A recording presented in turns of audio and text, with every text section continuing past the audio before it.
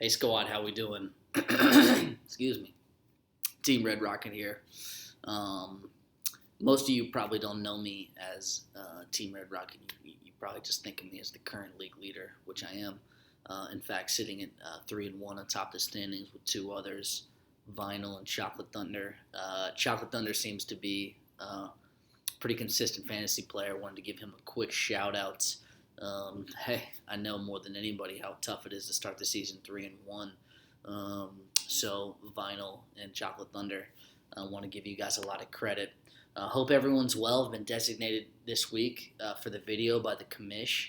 I think we've decided to move the updates to kind of maybe once every 3-4 weeks. Once a week seemed to be a little overkill. Just gonna give a few brief overview of the league on a whole. I'm not gonna dive into kind of the weekly matchups, the nitty gritty, like the commish like to do. He really like to get in there and break them down. Potentially a touch too much time on his hands over there in London. Not here to judge. Really quickly, on a positive note, want to congratulate Billy on a couple job offers here. I think a lot of us still wondering kind of how we got into Oxford Business School, but he's got an offer in the States, an offer in London, and talked to him this week. Sounds like he's already trying to big time some of the offers, which was good to see. Seems to me like he might just want to accept one of those and get the ball rolling here, as this is the third straight fantasy season where we've seen the updates on the same couch, same outfit.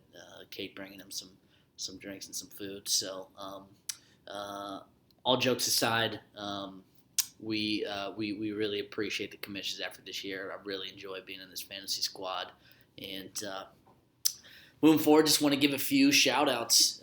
So far, loving Luke's effort. Team, my wife beats me.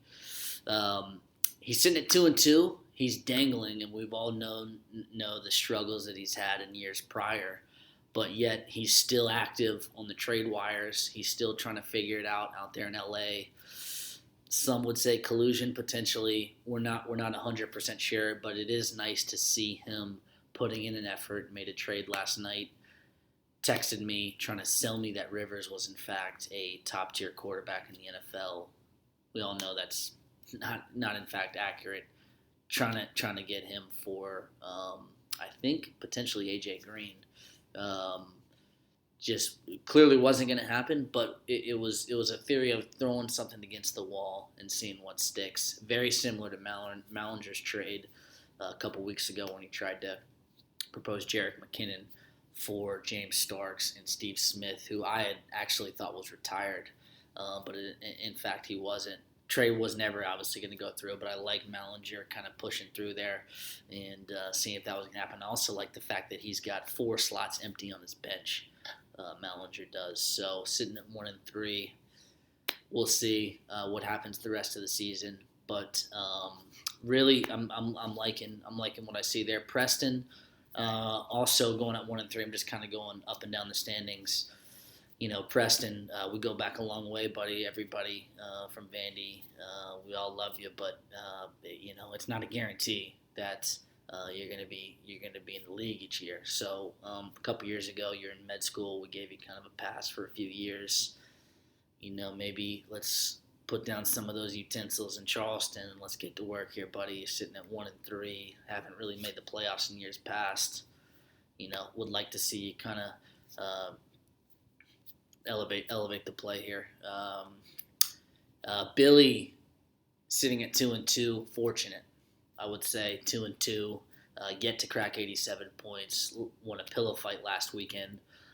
I got some texts, going into that Monday night game. It was really, he was staring 1-3 right in the face, and he bounced out of it. I think he's admitted he panicked a little bit during this year's draft. There was a lot riding on that for him coming off business school. Was kind of, in limbo there, job-wise. So 2-2, season's young, but we're gonna see. The cookie's gonna kind of crumble here in the next 3 or 4 weeks, and we'll see what happens there.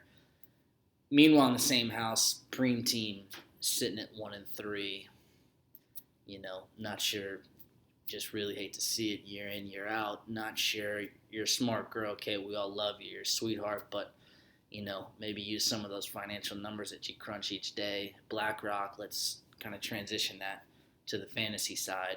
Um, I've heard a lot of finance people quit their jobs potentially to make some money within fantasy. So maybe we could utilize just a little bit. We're not asking for a ton here, but you know, uh, just a little bit more. I know you got a lot going on. Engagement. Billy's gotten a few offers, probably, which is probably still a little shocking. So let's uh, let's see what happens the rest of the season. Like I said, still young.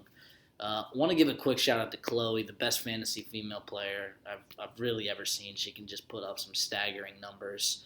Hot starts, cooled off a little bit last couple weeks, but really impressive the last 3 seasons. I think I texted Luke about that, seeing what her secret was. Luke, Chloe, you might have to clear this up with him. Luke claimed that he gives you all the advice going into the draft, and it always seems to work out for you, but never seems to work out for him.